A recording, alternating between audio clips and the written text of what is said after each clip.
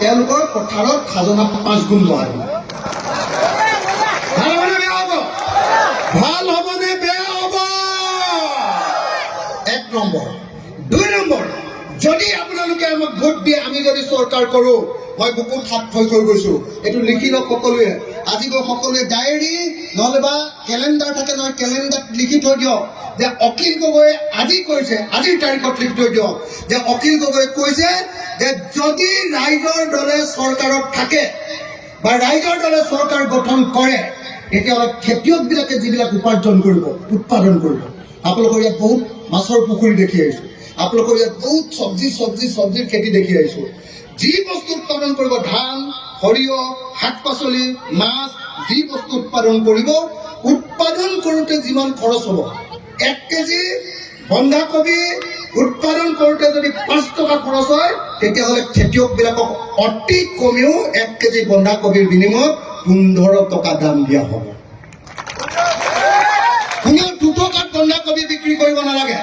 আমাৰ চৰকাৰখনে কোনেও 2 টকাত বন্ধাকবি বিক্ৰী কৰিব নালাগে।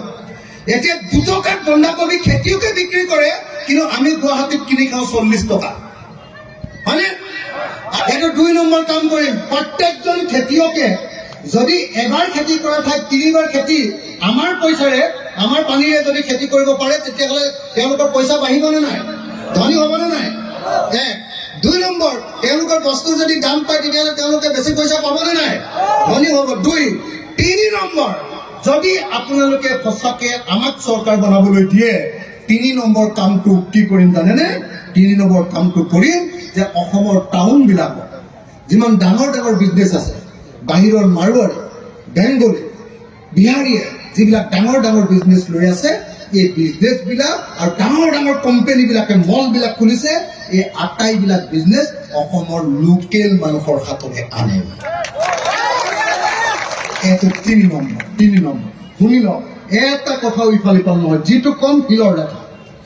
4 নম্বৰ যিটো কাম কৰিম, এতিয়া আমাৰ ল'ৰাই গৈ বেংগলোৰত কাম কৰিব লাগে, আমাৰ ল'ৰাই গৈ চেন্নাইত কাম কৰিব লাগে, আমাৰ ল'ৰাই গৈ নিযুত কয়লা খনিত কাম কৰিব লাগে, আমাৰ ল'ৰাই গৈ অৰুণাচল প্ৰদেশত কাম কৰিব লাগে, আমাৰ ল'ৰাই গৈ কেৰেলাত গৈ চিকিউৰিটি গাৰ্ড কৰিব লাগে, আৰু বাহিৰলৈ যাওঁতে য'তে মাৰ খাব লাগে। আমি যদি চৰকাৰ কৰোঁ, তেতিয়াহ'লে গাঁৱে ইণ্ডাষ্ট্ৰি খোলা হ'ব। কি ইণ্ডাষ্ট্ৰি?